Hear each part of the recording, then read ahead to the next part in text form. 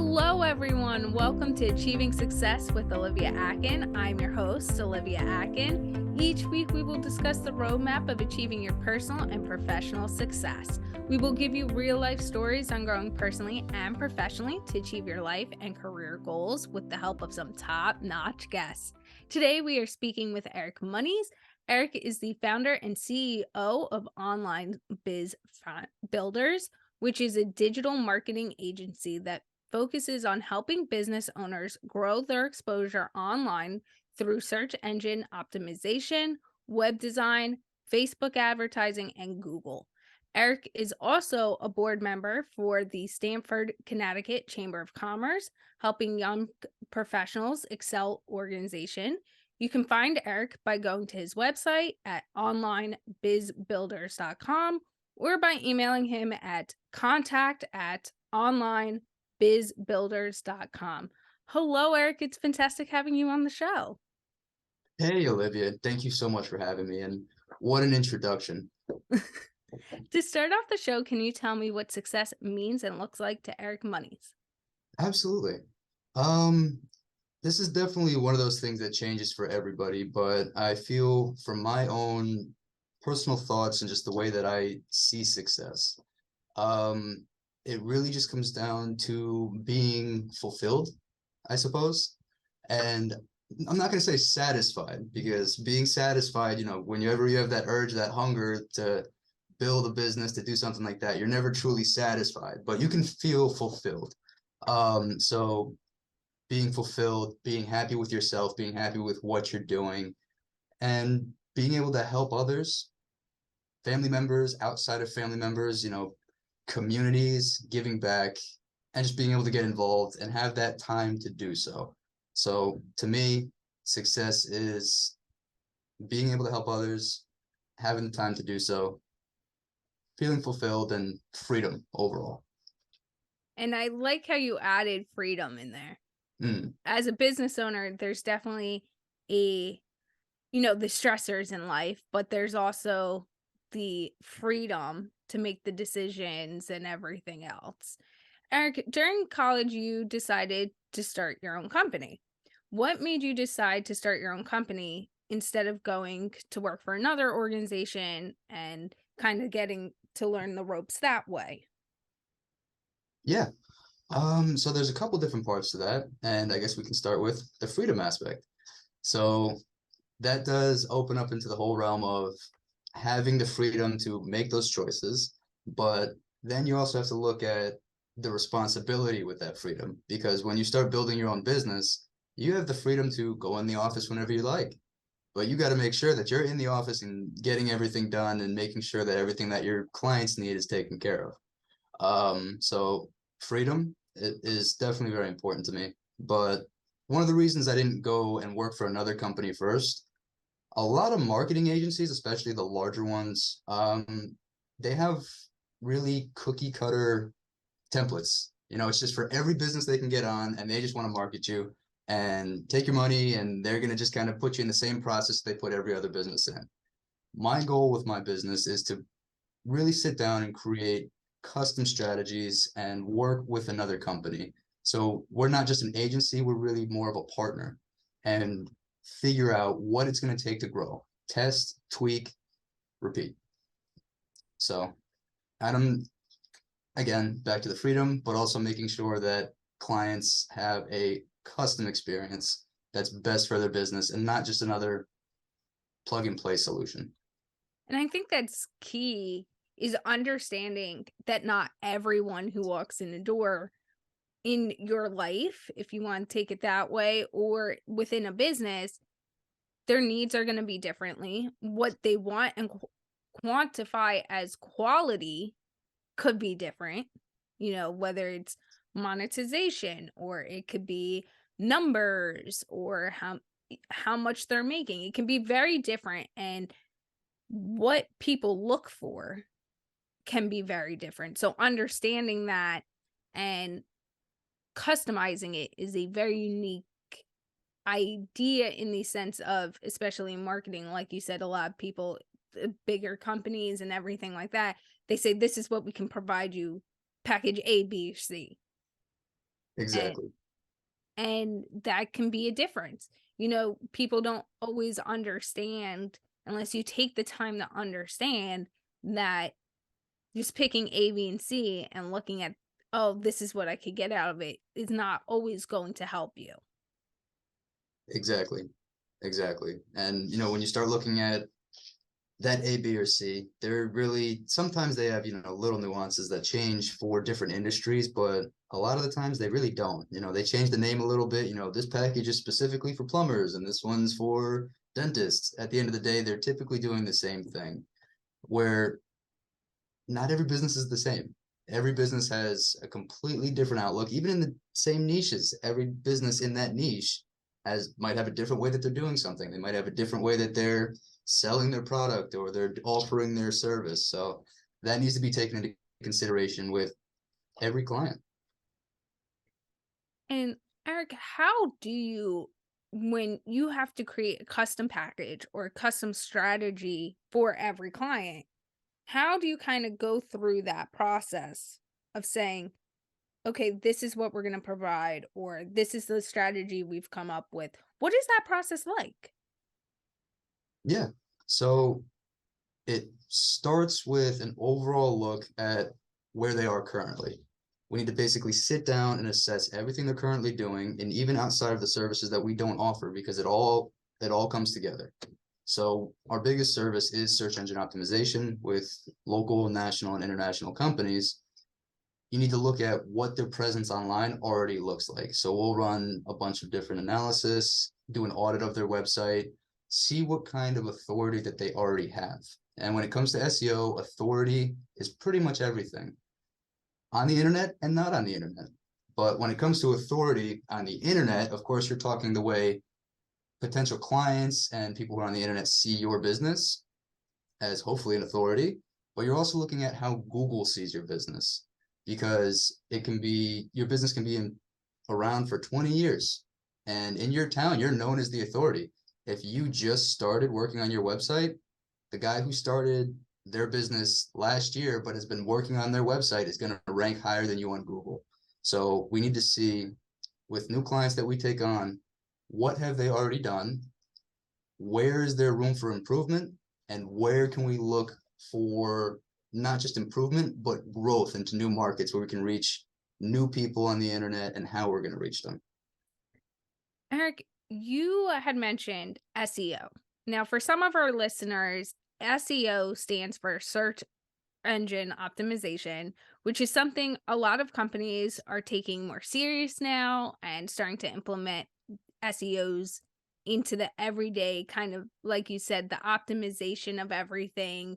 How can we optimize marketing? How can we optimize sales through like getting those engines, getting those clicks? To you, what makes SEO so important in the growth and success of a business? So when it comes to SEO, it doesn't just pertain to Google, but Google is the biggest search engine in the world. So that's where, when most people say SEO, that's the first place people think. Um, you're looking at organic traffic. You're looking when somebody goes online, they have an intent. They have searchers' intent. They're going online looking for something. So if I'm online right now and I'm looking for plumber near me, I'm looking for a plumber. I'm looking for somebody right now. Maybe I just burst a pipe in my wall. There's water all over the place. My office is flooding. I need a plumber right now. I have the intent to talk to a plumber right now. So that's a huge factor that goes into bringing in leads. When you're looking at something like Facebook advertising or something else that's not so much search based, you're trying to get someone's attention that might need your service, but they're not actively looking for it in the moment. Google, they are actively looking for what you're potentially offering. So that organic traffic is huge. And that's why you have these massive companies that put so much money into search engine optimization. Also, back to what I spoke about before, which is authority. You got to build the authority. You got to build yourself as an authority, of course, outside the internet, but on the internet as well. So when people hear your brand, they hear you talk about your business, they know who you are. They can look online, they see, oh, they're talking about all this they've got all this content, they're talking about all of this stuff over here, they know what they're talking about, they're an authority in this niche. So that organic optimization, so that you show up for all of those kind of things, is really important. And I think that's a key point you had brought up earlier in talking about this, was organic growth. Some business owners say, okay, give me all of the reviews, or everyone give me your email address, or let me create 50 different email addresses so I could do reviews. But the organic growth is the most important. And there's actually a stat, and I really like it within the supply chain world, because it starts kind of with your nuts and bolts and understanding customers, but it applies across the board. So organic growth is key, due to the fact that 20% of your customers create 80% of your business. So when you have a loyal customer that organically comes to you, wants your service, will go out and continuously buy it, support you, tell others, that small 20% is ending up spending the biggest chunk of money with you. And then you have, your medium, about 60% of clients who will spend a medium amount. They're not going to just easily transfer over, but they're not, that percent is not spending nearly as much. And then you have your bottom 20 again. So 20, about 60, and then your bottom 20, comes to you because it's quick, easy, or you might have an item someone might not have and it's cheap and they just want it. But it's really understanding what you can provide and nourishing those foundations of clients and customers and those relationships that will bring back the continuous growth within your client. And when you pay someone, or it's not organic, like you were saying, you really start to miss the boat on what down the road can turn into your long-term revenue. Absolutely. Eric, you also love other technology and not just SEO. What made you want to go into, technology in general, and just what do you think the importance of every aspect of technology and how it can play together? Yeah. So with technology and, outside of SEO, and I'm always talking about SEO, so definitely happy to take a stab at something else. But so technology in the past few years alone has increased more than it has in the past 100 years. And that's amazing. The tools that are coming out, the daily things that are eliminated, that are just time consumers because we have technology that can help us just bypass them, the new things that we'll be able to accomplish just on a daily basis, it's insane. So one of my favorite things is finding new technologies and seeing how we can implement them in each and every way, really. I'm very involved in crypto and blockchain, and we've actually just put out a book that really breaks it down for people who are just looking to get into that kind of space. But technology, I can just keep going. Let's dive in a little bit to blockchain. Blockchain is something that is important. It's getting more traction in the last few years than it ever did, and it's more of an up and coming thing within companies and realizing how important it is. To you, why is blockchain so key? The technology behind it. Blockchain, at the end of the day, it's not crypto. Crypto is run on top of blockchain technology. Blockchain on its own is pretty much just a public ledger that everybody has access to. Everybody can see it, and it's not typically run by one centralized entity. So that's where you have, all these news articles coming out saying the government's getting worried, or the government's going to start their own, because we have a decentralized blockchain when you look at Ethereum or you look at Bitcoin, where there's no one person who's in charge. It's just run by the people for the people. And that's the only way right now I could send $10 million to the other side of the world for pennies, and nobody could stop me. You know, if I want to do that through an ACH or through a bank, I would have to get all these forms, fill out all these forms, of course, go through the government. They would want to vet me. Where did you get this $10 million? You know, did you just go sell a bunch of cocaine? But no, so they would want to vet me. They would want to vet, you know, where it's going, how it's going to get there. And of course, it's going to be a massive fee for me to send that amount of money all the way to the other side of the world. That's going to take weeks. It's going to be a whole process. With blockchain, it's a public ledger. So basically anybody can go on there. They can say, okay, I see that's your wallet. You have the $10 million. I can see that's his wallet. He's waiting for the $10 million. Let's clear the transaction. That's it. It's just like that, a couple minutes. And taking that a step further, great thing with blockchain technology is it's harder to corrupt the data. It's exactly one of the great things with blockchains and companies, whether it's for currency or just, hey, I made a product, I'm shipping it to another country. We'll use your example, shipping it to another country. I need to make sure it gets there. You know, it might be being checked at ports. So you can check it in and say it's shipped. Once it gets to a port, an update in the blockchain could happen. No one can change that. No one can change the data. You can track it along the way, and then the port can check it in. And then when it gets to the customer, whether it's FedEx, UPS, mail, they're now signing off that the package got to your house. So the great thing with blockchain that I like is the validation of what is occurring.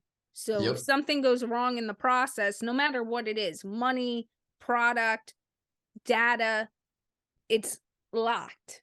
You can't change it. You can't go in and say, oh, wait, that really shipped today, not yesterday. Let me change it back to yesterday so they think it went out on time. You can't do any of that. Exactly. And here's a segue into another use case for something along those lines. So, for example, if we serialized everything, so say this pen has a serial number on it, and somebody steals it from me, you steal it from me, and then you try to go sell it.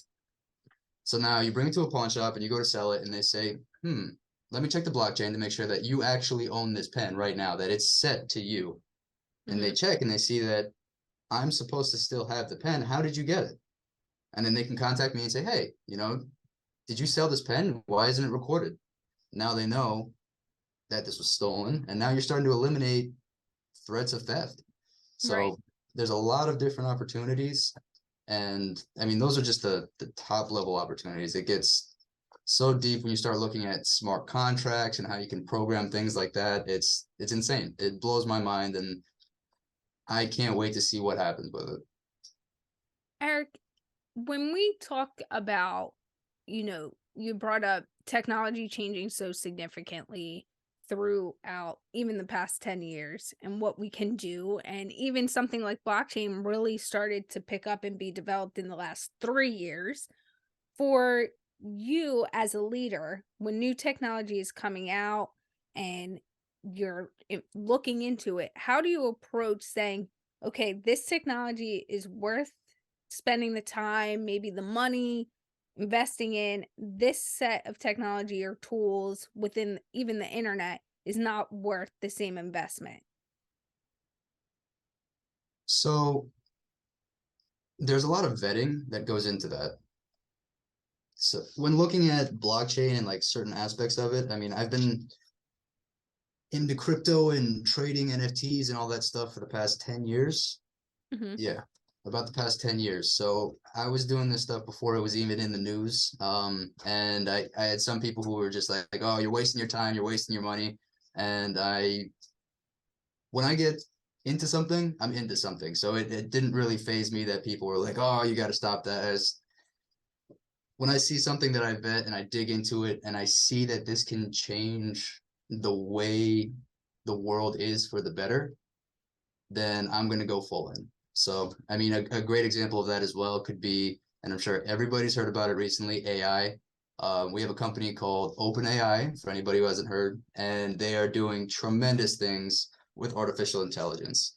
And what's even better than what they've given and what they've produced is the fact that they've given a platform where we have all of these creators who are building apps and building tools based off of the artificial intelligence that all have different areas of use for different people. So now you have AI, one main AI tool that came out and exploded and everybody heard about. And now you have hundreds of thousands. I don't know if we're there yet, but hundreds or thousands of all these other tools that are helping people's everyday life, whether they are in marketing, whether they're in finance, whether they're in all these different areas. The technology that is helping people, the technology that has the ability to help people in the long run, that's the stuff I like to invest in and get involved in. Eric, for someone who might be interested in getting into SEO or technology in general, what advice would you give them as someone who might be going into the industry that you've learned along the way? For SEO, hypothetically, and I say hypothetically because this is kind of the 30,000-foot view, it's very simple. And one of our ways of breaking it down is actually foundation, structure, and promotion. So if you're going to go into search engine optimization, you have to know those three things. And this is it. I mean, I'm giving you right now my whole business. We're learning So all the trade secrets right here now. exactly. I'm gonna have to bill you for this after too. I got you. But so foundation. What do you currently have with your website? How is it optimized? How is it built?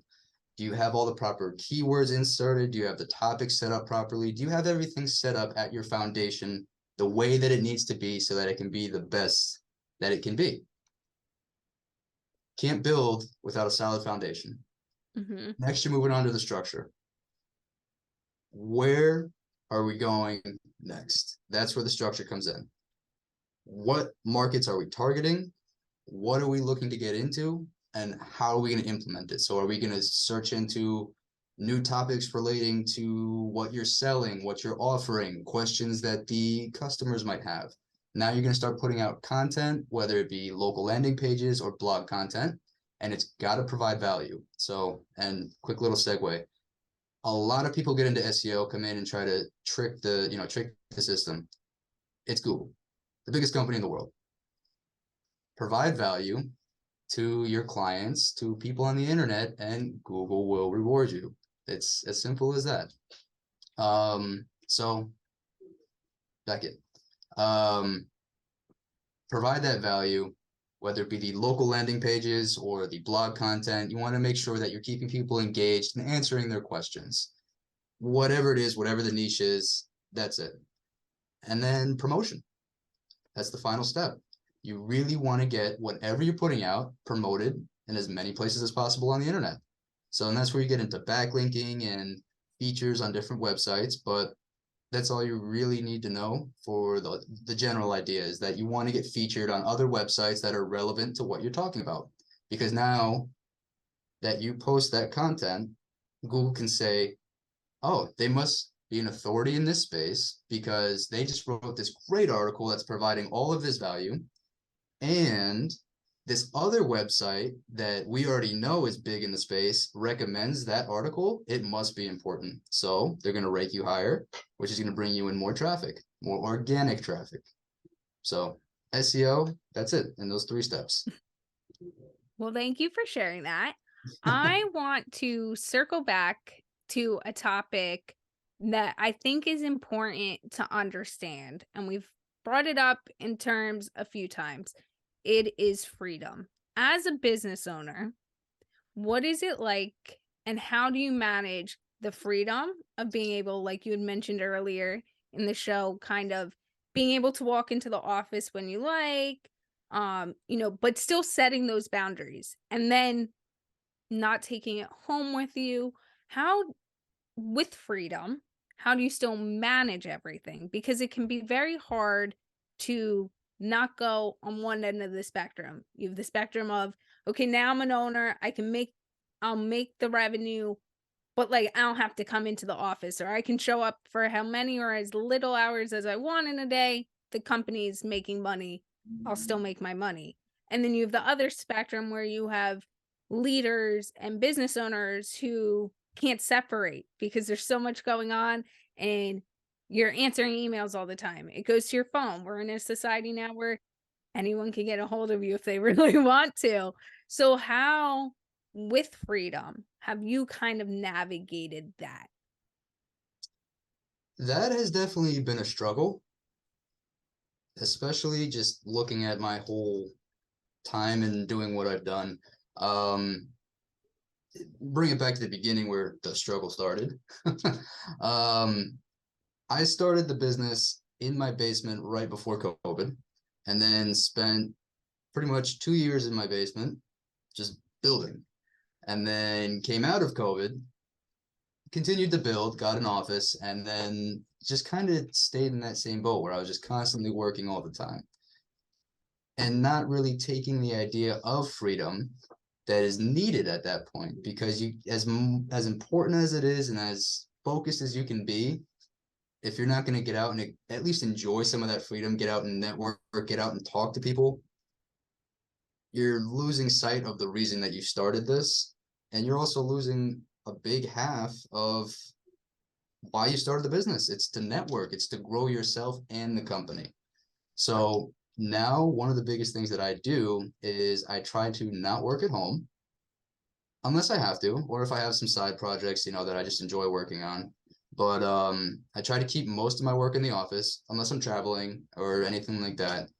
But I might stay at the office until 2 in the morning, but it's still, work stays at the office. And for the most part, then I can go home and just kind of relax and kind of take my mind off of whatever's going on.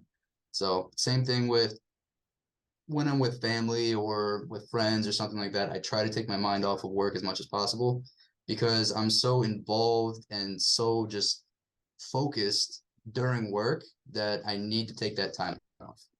And I And it's think that smart for anybody. And I think that's a really important realization.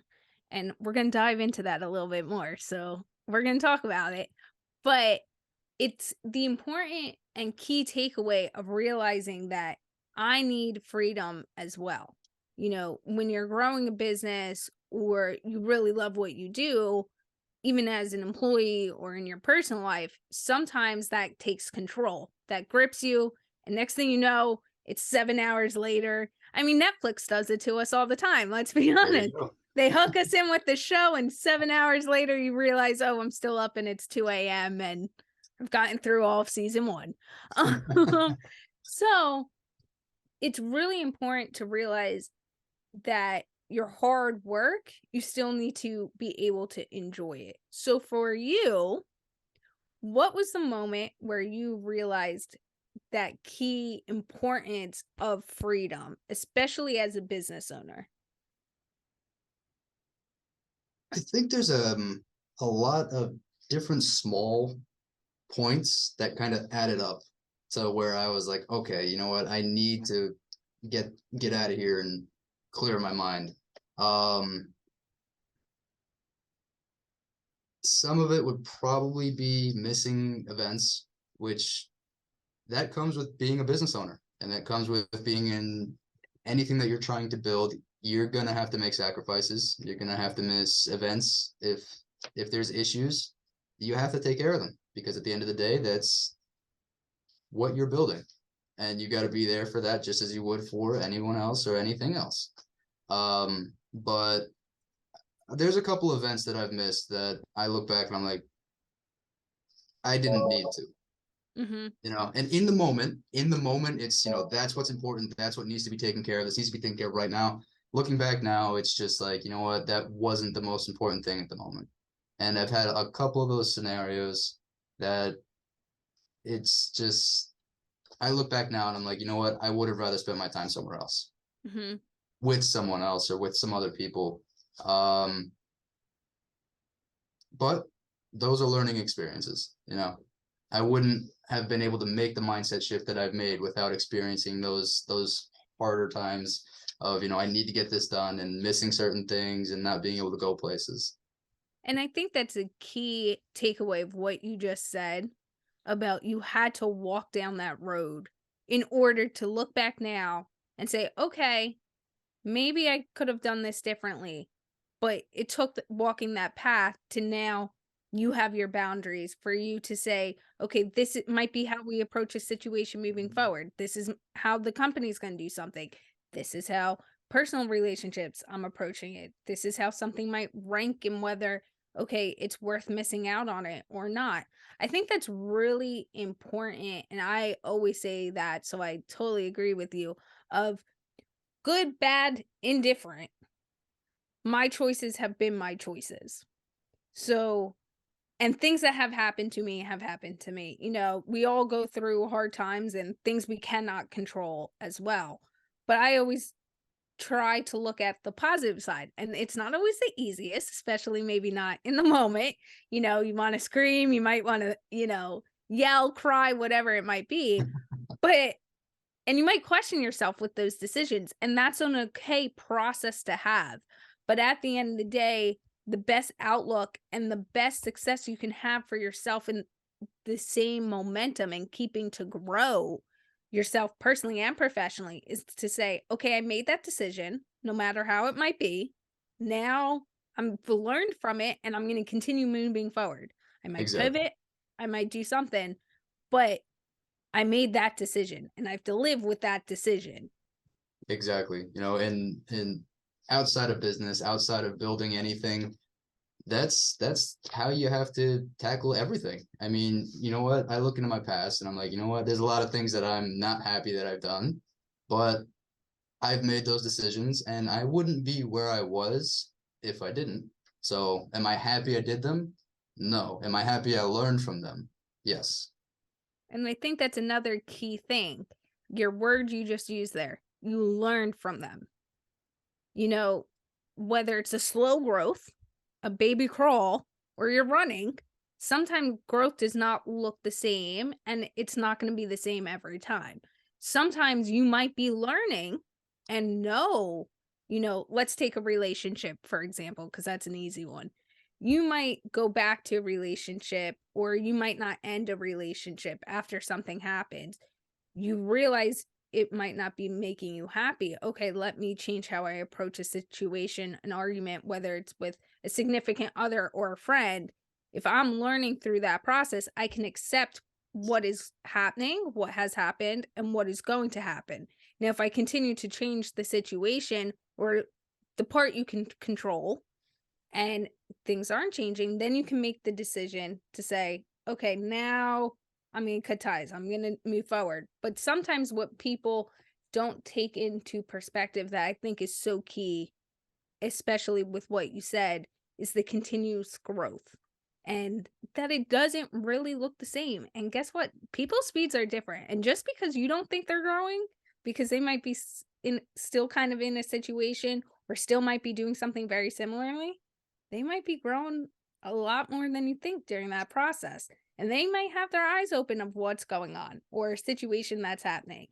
And when you look back, you're like, wow, they actually really knew how to maneuver that.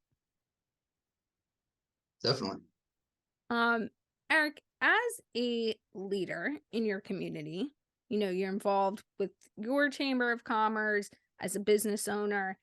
How have you tried to mentor others, whether it's within your company, friends, or that network you've created? So, I like to help people as much as I possibly can, but they need to be deserving of help, and that doesn't come off right when I first say it. So let me explain it a little bit deeper.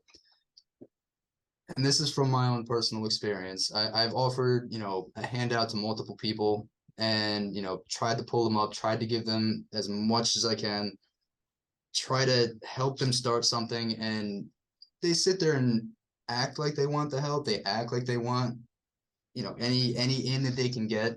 But at the end of the day, they're not really looking for that. They're not really hungry for it.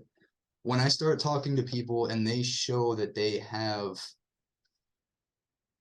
it, they're hungry. They want it. They take that little bit of help that you give them and they take it a mile. They take that inch and they take it a mile. They really show you that they're gonna work and do what they need to do to get where they want to be. And they're not, they're not complaining about the same thing they were complaining about a year ago. They're whole new problems, finding whole new solutions. And those are the kind of people that I try to help. I try to help wherever I can. So that's exactly, and you mentioned the network that we're building in Stanford. That's the kind of people that we're looking for within Hype. And that's the kind of events that we're having. A bunch of people who are out there, shakers and movers, people who are ready to get down and dirty and just do what they have to do. And it's entrepreneurs, it's people who work for other businesses, people starting anywhere in all different parts of their journey, but they're all like-minded people looking to grow. And that's what we're doing with Hype, is just building that community, and it's building and it's growing very fast. And it is, and it's so great. And I think something I love what you said is individuals who really want to grow will take what you give them, the help, the mentorship, whatever it might be, and really take it a mile and just run with it and say, thank you, appreciate it, but really take it to heart. Sometimes it's someone might not be open to it yet, or it might not be the help they want yet. And understanding, okay, do you just need a sounding board? Are you really ready for the help? And once you get the help, how far are you going to take it? What are you going to do with it? And I think that was a very key thing you had said about, being able and open to help. And when you're open to help, someone like you will come along, put out that helping hand, and let's see what you do with it. Because at the end of the day, if you don't actually run the mile, as you said, and take it, what are you really doing? What has really been the benefit? What has really been the outcome that you've gained from it? You can go to everyone and ask for help, and they might help you. It might not always be the right thing. But if you're not learning from those experiences and you're not taking the information and soaking it in and then pouring it back out, what does that really do? Exactly. So Eric, let's go a little bit more into Hype and why you got involved, because Hype is definitely growing out of the Connecticut Stanford Chamber of Commerce. You can see their social media posts, their fun videos of the outings they have with so many different individuals and from all over. And let me tell you, I know quite a few people within Hype who've gone to events, as well as people who sit on the board, and everyone raves about it. That community you're building, why is that so important to you as a young professional? There's a couple different reasons. I've actually been involved with the Stanford Chamber of Commerce for a decent amount of time now, and the head and president of the Stanford Chamber of Commerce approached me and one other person and basically said, listen, we tried Hype in the past. It wasn't really going. It was right at the beginning of COVID, so it just didn't really catch on or do much. And then she basically said, listen, we know you guys are the people to make it happen. So if you're interested, we'd love to sit down and see what we can do. So of course, we both jumped on board. And pretty much right after that, we actually found one other person and brought her on board as well. The first thing we did is strategize how we're going to build, because I've got my own business. They've got their own businesses. We only have so much time in the day. So we need to take care of certain things that need to get done. And what can we do next to make sure that everything else does get done? So we started building teams of like-minded people, people who just really had a passion for finding more people with similar interests and similar ideas of growth and helping other people connect. And really, it just kind of went from there. So my passion with it is a lot of being in Stanford, because I do love Stanford. I was born here, moved around a bit, and then came back. But Stanford doesn't have anything quite like this that's going to be on the level that we're taking it to. So there's a lot of talent and a lot of amazing people doing amazing things in Stanford, and they don't have that many places to connect. I mean, of course, you can go to the bar and you can go and do all these different things, but if you want to go to a bar and have a few drinks and meet other business professionals or people in different industries, we're building that. And it's not just your normal, networking group. I mean, we're taking it to a different level. So much to a point where our first event was expected to be 35 people and it ended up being 75 people. And then our last event, we think we lost count past 100. So it's just growing, and everybody is saying the same thing at the end of each event. When's the next one?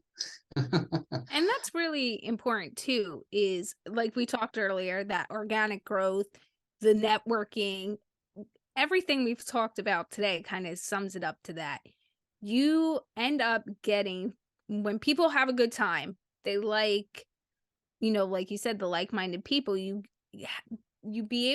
able to grow something where people want to return. It's that 20%, that top 20%. You end up bringing back people who really want to be there, and it grows. Like I see it. I'm in New Jersey, you're in Connecticut. We see it. It's on social media. I hear about the events from people I know up there that are going to them, and they are very good events. And I think it's really important as a business owner or someone young, even if you're an employee, get involved with the Chamber of Commerce. See if your company is connected to a Chamber of Commerce, because especially post-COVID, it could be so hard sometimes to network or, talk ideas sometimes, or figure out what direction to go to. And a Chamber of Commerce has a lot of tools that can help. They put on a lot of events that can help, and it can really elevate you personally and professionally, because you never know what you could walk in and walk out receiving. And even the friendships, like you said, you have now connections with people who sit on the board with you, and you guys meet often, you have conversations, and you can respond to this. But would you have honestly made those if it wasn't for hype? Would you know those people? I would know them, but we would definitely not be as close. I mean, I see them once a week, sometimes multiple times a week. So no, I mean, we're talking pretty much every other day. We've got group chats, we've got all this stuff going, and I would definitely consider them all friends. And Absolutely.